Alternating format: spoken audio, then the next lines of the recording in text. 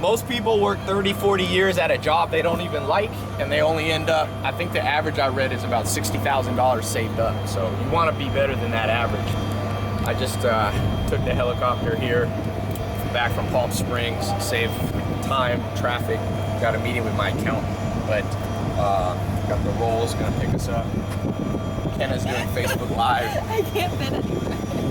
Yeah, so you gotta know how to create cash flow, monthly cash flow, number one, and then number two, you have to know how to create wealth, long-term appreciating assets. Those two things are what you have to do.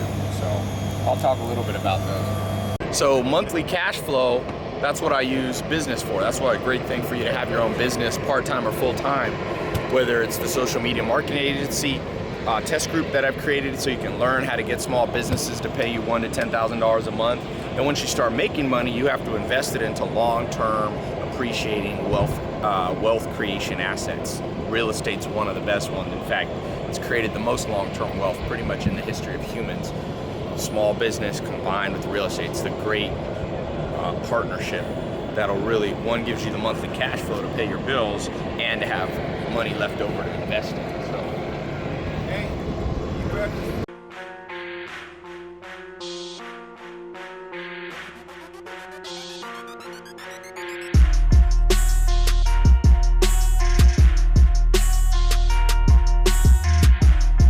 I got a meeting with my accountant, so I got to be back early. This thing saves a lot of traffic.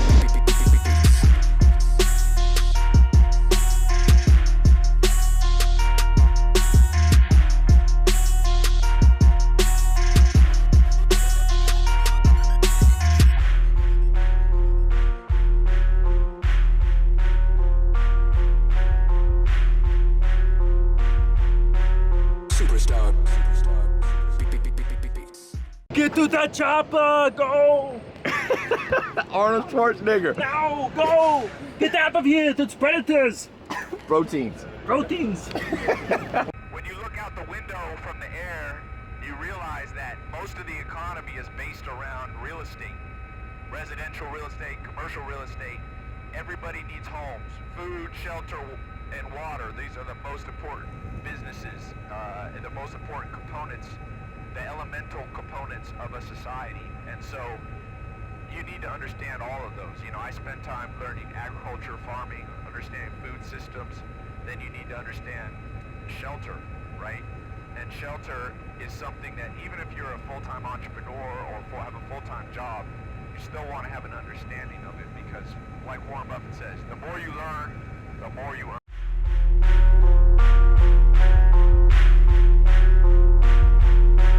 Superstar. Beats.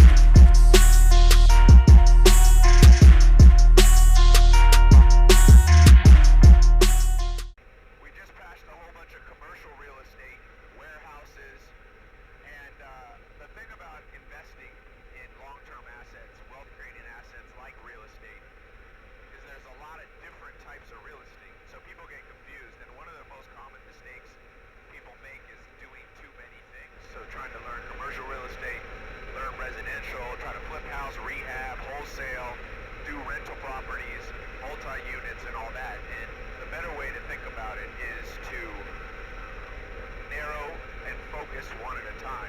So you can do commercial real estate. In the test group, we show you which of the categories are the best to start with. And, you know, it's not commercial real estate. Commercial real estate you want to do much later on. But just think about it. Each of these units down here, you think about a money tree. That's like the holy grail everybody always wishes for. They have like a goose that laid a golden egg. Well, if you look at every piece of property down there, if you had your name on the title of each of those, just each one of those becomes a goose that lays a golden egg, except a goose will die. A piece of real estate will be there. These homes, a lot of these have been there for 10, 20, 30, 40, 50, even 100 years here in Southern California, and depending on where you live, even longer. So you're talking about a multi-generational wealth creation asset. And so it's very important that you control some real estate, even if you only buy one house, to diversify. One or two rental properties. And in this test group, Cole's going to show you how he went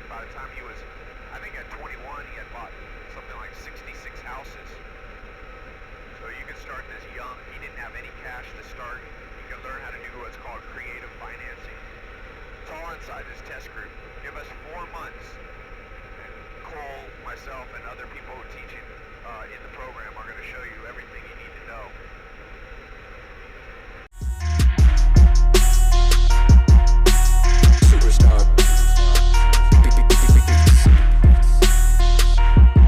Never been in a helicopter.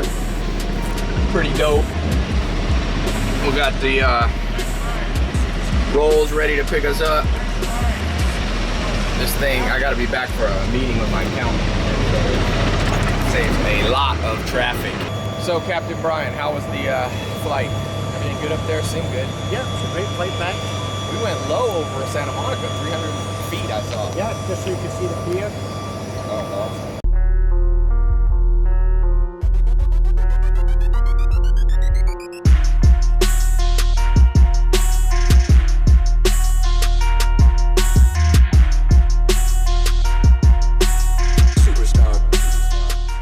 But my number one priority is optimizing the day. So what I mean by that is every day you know certain things have to be done.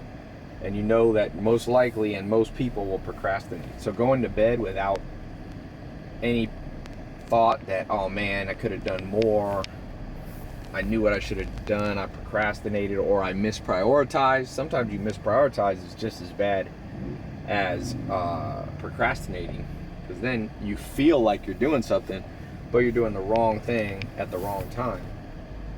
So if I can go to bed thinking, you know what, not much I would change about the day, then I consider it a good day. And if it's not going to be like that every day, so what you have to do, if at the end of the day you don't feel like you did it, it's going to happen. You just don't want it to happen more than about 20% of the time. About 2 days of the week, you should be slack. And the other 5 you should get a lot done. And it's not just about accomplishing things. It's not just about checking off a checklist. One of your things you could have focused on that day is just taking a vacation. So then you want to go to bed knowing that you optimized for the vacation, like that you actually weren't working, you weren't stressing yourself out, you were focused on lowering your heartbeat, your heart rate, lowering your blood pressure, lowering your cortisol fight or flight reactions. And so it changes day by day, but that doesn't change, because if you end up in a life where you have a ton of regret, then not only do you feel less happy in the moment, but there's a second part scientists have found of happiness. Happiness is not just a one-way thing. It's not just I feel good in the moment. They call that hedonic pleasure.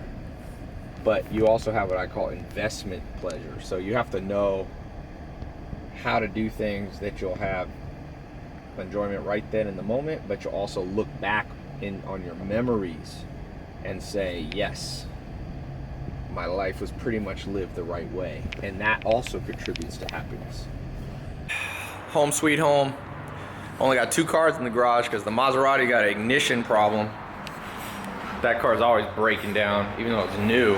And then the Lambo's being driven by Nathan back. Let's see what's in the house. I think the thing that I missed the most. Chef Sean, what do we have? Hey, time. Mr. Cooking. Grass-fed steak, sir. Grass-fed. Nice. Woo!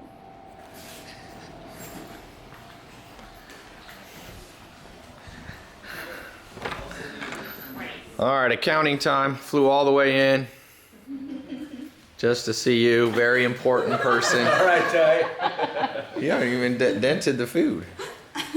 John wasn't that hungry. I told him that was going to be the extent of your participation in the meeting. No, it's not. I want to be involved in this meeting. I'm kidding. Another CPA. Howdy doody.